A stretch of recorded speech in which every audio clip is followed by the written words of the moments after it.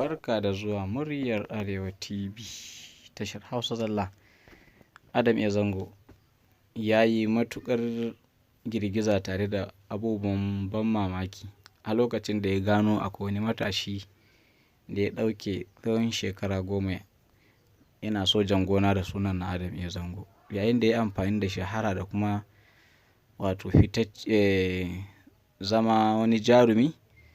Ya yi amfani da wannan damar ya kasance a matsayinsa tamkar Adam A. Zango, saje da sauran abubuwa da kalan yanayin murya da rausaya da kuma tafiya da kuma kalan yadda shi jarumin Adam A. Zango yake tafiyar da al'amuransa. Haka dai shi wannan matashi ya ci gaba da yi har ya ɗauki tsawon shekara 10 ya kwashe. Bincike ya nuna cewa ya kwashi wannan shekaru 10 yana abubuwa da 'yan mata, har za ka iya kiran abun lalata dai a takaice kenan da 'yan mata. Ya ci gaba da yi a matsayinsa na Adam A. Zango na ƙarya.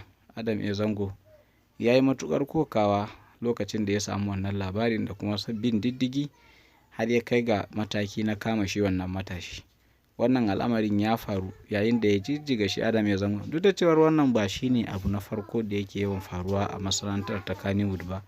Yin sojan gona abu ne wanda ya zama kamar ruwan dare, sai dai hakan ya yi matuƙar bawa shi Adam A. Zango mamaki matuƙa, yayin da ya girgiza sosai domin neman ɗaukar matakin da ya